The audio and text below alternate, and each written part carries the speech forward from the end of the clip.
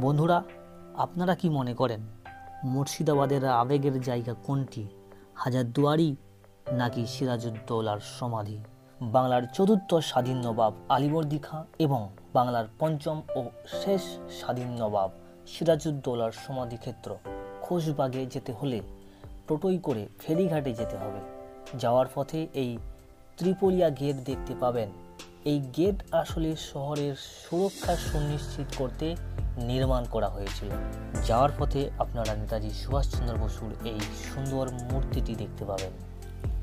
ভাগীরথী নদী পারাপার করার উদ্দেশ্যে ফেরিঘাটে এই রকম বাঁশের দ্বারা নির্মিত ঘাট দেখতে পাবেন এবং দুটি নৌকাকে জোড়া লাগিয়ে তার ওপর বাঁশের পাটাতন নির্মাণ করে মোটরসাইকেল, মেশিন ভ্যান ও মানুষের যাতায়াত চলছে। এভাবেই নদীর ওপারে টোটোতে করে খোশবাগ এবং রশনিবাগে যেতে হবে। টোটোয় 5 জন বসলে খোশবাগের জন্য 20 টাকা মাথাপিছু এবং রশনিবাগের জন্য 20 টাকা মাথাপিছু ভাড়া পড়বে এবং 1 জন বা 2 জন থাকলে 2-3টি টোটোর চালকের সঙ্গে কথা বলে ঠিকঠাক দরদাম করে তবেই উঠবেন। বাংলার তৃতীয় স্বাধীন নবাব সরফরাজ খাঁ, যিনি চরিত্রহীন এবং নেশাগ্রস্ত নবাব ছিলেন, তাকে গিরিয়ার যুদ্ধে পরাজিত ও নিহত করে সরফরাজ খাঁর অধীনে থাকা উড়িষ্যার শাসক আলীবর্দী খাঁ বাংলার চতুর্থ স্বাধীন নবাব হিসাবে বাংলার সিংহাসনে বসেছিলেন। মুর্শিদ কুলি খাঁ থেকে আলীবর্দী খাঁ সকলেই চেল সেতুন রাজপ্রাসাদে রাজদরবার বসাতেন, যেটি এখন ধ্বংসস্তূপে পরিণত হয়েছে। তবে বেশ কয়েকজন গাইড বলেন যে সুজাউদ্দৌলা নাকি হিরাজিল পার্কে রাজপ্রাসাদ নির্মাণ করেছিলেন।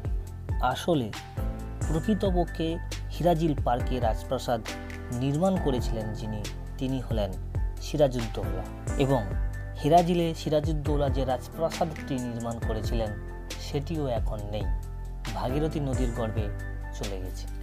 এখন আমরা খোশবাগে প্রবেশ করছি।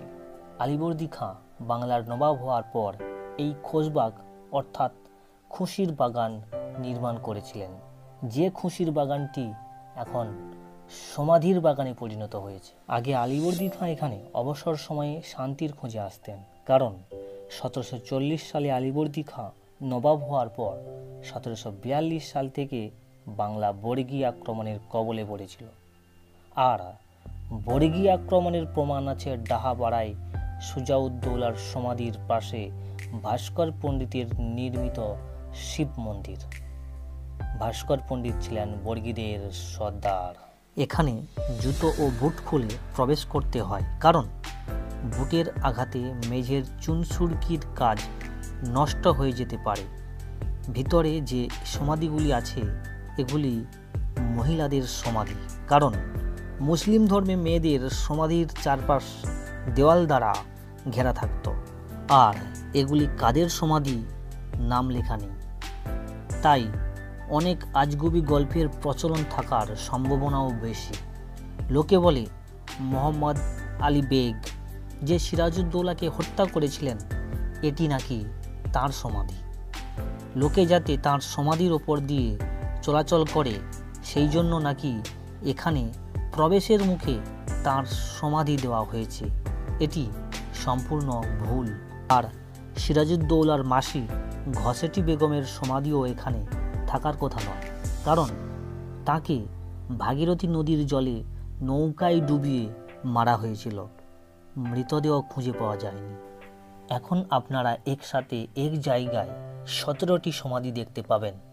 লোকে বলে এই সমাধিগুলি নাকি সিরাজউদ্দৌলার পরিবারের লোকের সমাধি, কিন্তু তার কোনো প্রমাণ নেই এবং এখানে 2টি সমাধি এমন আছে যে 2টি সমাধি 1757 সালে দেওয়া হয়নি। আলীবর্দী খাঁর 3টি কন্যা ছিল, যাদের সঙ্গে আলীবর্দী খাঁর দাদার 3 ছেলের বিবাহ হয়েছিল। আলীবর্দী খাঁর ছোট কন্যা আমিনা বেগমের ছেলের নাম সিরাজউদ্দৌলা। বৃদ্ধ নবাব বর্গী আক্রমণ প্রতিহত করতে করতে ক্লান্ত হয়ে পড়েছিলেন, তাই শেষ পর্যন্ত বর্গীদের সর্দার ভাস্কর পণ্ডিত ও তার দলবলকে ছলনা করে আগুনে পুড়িয়ে মেরেছিলেন আলীবর্দী খাঁ। সিরাজউদ্দৌলার পিতা জৈনুদ্দিন খান বর্গী আক্রমণে মারা যান এবং সিরাজউদ্দৌলার মাতা আমিনা বেগমের সঙ্গে হোসেন কুলি খাঁর অবৈধ সম্পর্ক আলীবর্দী খাঁ মেনে নিতে পারেননি। তাই আলীবর্দী খাঁ সিরাজউদ্দৌলাকে দিয়ে হোসেন কুলি খাঁ এবং তার অন্ধ ভাইকে প্রকাশ্য রাস্তায় হত্যা করিয়েছিলেন। পরবর্তীকালে আলীবর্দী খাঁ বয়সজনিত কারণে 1756 সালে 80 বছর বয়সে মারা যান এবং নবাবের সিংহাসনে বসিয়েছিলেন সিরাজউদ্দৌলাকে। এটি হলো নবাব আলীবর্দী খাঁর সমাধি। আলীবর্দী খাঁর মৃত্যুর পর সিরাজউদ্দৌলা নবাব হওয়ার পর মেজমাসির পুত্র শৌকত জংয়ের আধিপত্য খর্ব করার জন্য মাসির ছেলের সঙ্গে যুদ্ধ করেন ও মণিহারির যুদ্ধে শৌকত জং মারা যান। বড় মাসি ঘসেটি বেগম শৌকত জংকে উস্কাচ্ছিলেন বলে তাকে বন্দী করেন। কর বিভ্রান্তের জন্য ও ইংলিশ ইস্ট ইন্ডিয়া কোম্পানি নিজস্ব আর্মি রেখেছিলেন বলে ইংলিশ ইস্ট ইন্ডিয়া কোম্পানির সঙ্গে সিরাজউদ্দৌলা যুদ্ধ করেছিলেন।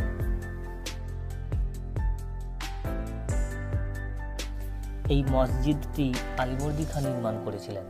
শৌকত জংয়ের মৃত্যুর পর পূর্ণিয়ার শাসনভার হাতে নেওয়ার জন্য মোহনলাল পূর্ণিয়াতেই থেকে যায় এবং সিরাজের প্রধানমন্ত্রী হন মীর মদন ও সেনাপতি হন ইয়ার লতিফ। মীর মদন ও মোহনলাল ছিলেন নবাব সিরাজউদ্দৌলার বিশ্বস্ত কর্মচারী। মীর জাফর, যিনি আলীবর্দী খাঁর প্রধান সেনাপতি ছিলেন, তাকে প্রধান সেনাপতির পদ থেকে সরিয়ে দিয়েছিলেন সিরাজউদ্দৌলা। কিন্তু ধনাঢ্য জগৎ শেঠকে চর মারার প্রতিশোধ নিতে জগৎ শেঠ সিরাজউদ্দৌলার মাসি ঘসেটি বেগমের সঙ্গে হাত মিলিয়েছিলেন। সঙ্গে যুক্ত হয় সেনাপতি ইয়ার লতিফ ও সেনাপতির পদ থেকে পদচ্যুত হওয়া মীর জাফর। তাঁরা নবাব সিরাজউদ্দৌলাকে সিংহাসন থেকে সরানোর জন্য ইংলিশ ইস্ট ইন্ডিয়া কোম্পানির সঙ্গে একটি ষড়যন্ত্র করে। ষড়যন্ত্র অনুসারে নবাব সিরাজউদ্দৌলাকে যুদ্ধে আমন্ত্রণ করার জন্য নবাব সিরাজউদ্দৌলার সঙ্গে ইস্ট ইন্ডিয়া কোম্পানির একটি চুক্তি ইংলিশ ইস্ট ইন্ডিয়া কোম্পানি ভঙ্গ করে এবং নবাব সিরাজউদ্দৌলার ওপর মিথ্যা দোষারোপ করে তারা যুদ্ধে নামেন। এর ফলে নবাব সিরাজউদ্দৌলা ভয় পেয়ে সেনাপতির পদে মীর জাফরকে ফিরিয়ে আনেন। কিন্তু সিরাজের উচিত ছিল ইয়ার লতিফ ও মীর জাফরকে সরিয়ে মোহনলালকে সেনাপতির পদে দায়িত্ব দেওয়া। এখানে আরও কিছু সমাধি আছে যেগুলি কাদের আজও প্রমাণ পাওয়া যায়নি। যাই হোক, পলাশির যুদ্ধের দিন সেনাপতি কিন্তু জানত যে বৃষ্টি হতে পারে, কারণ পলাশির যুদ্ধের দিন 23শে জুন সকালে বৃষ্টি হয়েছিল। তারপরেও কিন্তু গোলা বারুদে ত্রিপল ঢাকা দেওয়ার ব্যবস্থা করেনি প্রধান সেনাপতি এবং সৈন্যদেরকে চুপচাপ দাঁড়িয়ে থাকতে নির্দেশ দিয়েছিলেন প্রধান সেনাপতি মীর জাফর। কিন্তু ইংরেজ সেনাপতি রবার্ট ক্লাইভ ত্রিপলের ব্যবস্থা করেছিল, তাই ইস্ট ইন্ডিয়া কোম্পানির গোলাবারুদ বৃষ্টিতে ভেজেনি। ফলে ইংলিশ ইস্ট ইন্ডিয়া কোম্পানি ক্রমাগত যুদ্ধ চালিয়ে গিয়েছিল আর ভিজা গোলায় আগুন লাগিয়ে মীর মদনের কামান বাস্ট করে। মীর মদন যুদ্ধক্ষেত্রেই শহীদ হয়ে গিয়েছিলেন। নবাবকে যুদ্ধক্ষেত্র থেকে প্রাসাদে ফিরে যাওয়ার পরামর্শ দেয় মীর জাফর। মীর জাফর বলেন যে পরের দিন যুদ্ধ হবে, তাই নবাব প্রাসাদে ফিরে আসেন। দাদুর সমাধির পাশে চিরনিদ্রায় শুয়ে আছে বাংলার পঞ্চম ও শেষ স্বাধীন নবাব সিরাজউদ্দৌলা এবং তাঁর পাশে তাঁর স্ত্রী লুৎফুন্নেসা বেগমের সমাধি।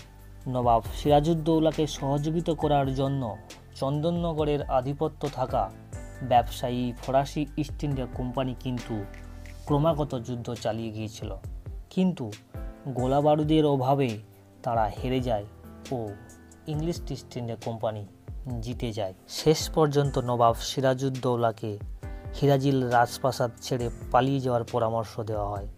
নবাব পালিয়েও যান, কিন্তু ধরা পড়ে যান এবং মধ্যরাত্রে সিরাজের ছেলেবেলার বন্ধু মির্জাফরের পুত্র মিরনের নির্দেশে সিরাজের পিতা জৈনুদ্দিন খানের পালিত পুত্র মোহাম্মদ বেগ নবাব সিরাজউদ্দৌলাকে ছুরি দিয়ে কুপিয়ে কুপিয়ে খুন করে এই বাড়িতেই।